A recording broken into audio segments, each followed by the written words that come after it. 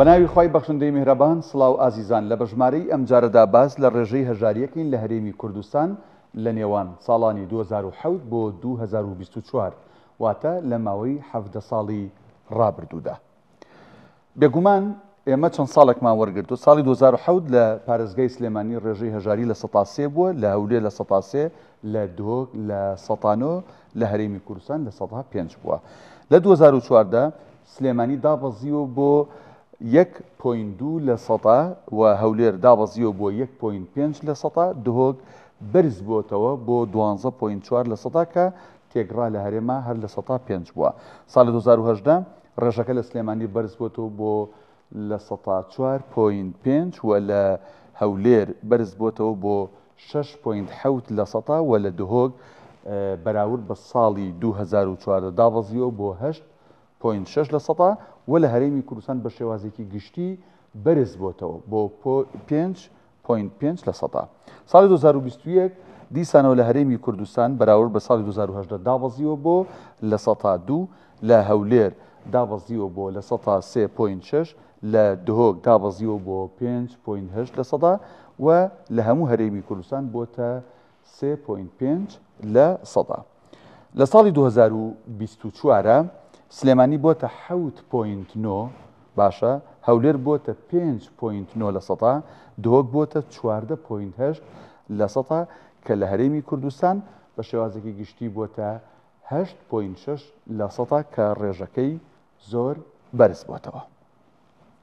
باش، بابزانین ڕێژەی هەژاری لە عێراق و هەرێم لە نێوان ساڵانی 2007 و 2024 تامان بە شێوازێکی گشتی ڕێژەی هەژاری لە عێراق زیاترە، بەڵام ئەوەی تێبینیەکرێت لە عێراق ینی ساڵ بە ساڵ ڕێژەکە دابەزە، بەڵام لە هەرێم بەرزە بێتەوە. ساڵی 2007 لە هەرێم ڕێژەی هەژاری لە 105 بووە، لە عێراق لە 123 بووە، بەڵام لە ساڵی 2024 ڕێژەی هەژاری لە هەرێم لە 108.6 بووە، لە عێراق ینی ئەگەر بەراوردی کەین لە پێنجەکە بووە بە 8.6 لە هەرێم بەرز بۆتەوە ڕێژەی هەژاری، بەڵام لە عێراق لە 23ەوە دابەزیوە بۆ 17.5 لە سەدا. باش، بابەتێکمانەیە پێ وترێ هێڵی هەژاری یان ژێر هێڵی هەژاری. تاوان تێگڕای خێزان لە هەرێمی کوردستانە بە 5 کەس دیاری کراوە، واتە خێزانێ 2 کەسە هەیە، 3 کەسە هەیە، 7 و 8، بەڵام تێگڕای خێزان لە هەرێمی کوردستانە بە 5 کەس ئەژمار کراوە. خەرجی مانگانەی خێزان 685,000، ینی ئەگەر خێزانێک نتوانێت لە مانگێکە 685,000 خەرجکە بۆ پێداویستیەکانی، ئەوە لە ژێر هێڵی هەژاریەوەیە. ئەگەر ئەمە تەقسیمی ئەو 5 کەسە بکەین بۆ هەر تاکێک خەرجی مانگانە ئەگاتە چەند؟ ئەکاتە 137,000 دینار. کاتە هەر تاکێک لە هەرێمی کوردستان ئەگەر نەتوانێت پێداویستیەکانی خۆی بە 137,000 دینار پڕ بکاتە و خەرجی بکە، ئەوە ئەو تاکە لە ژێر هێڵی هەژاریە یان ئەو خێزانە لە ژێر هێڵی هەژاریدایە. باش، بابزانین تێگڕای داهات و خەرجی باشە هی مانگانە لە هەرێم لە ساڵی 2023 و 2024 چۆن بووە.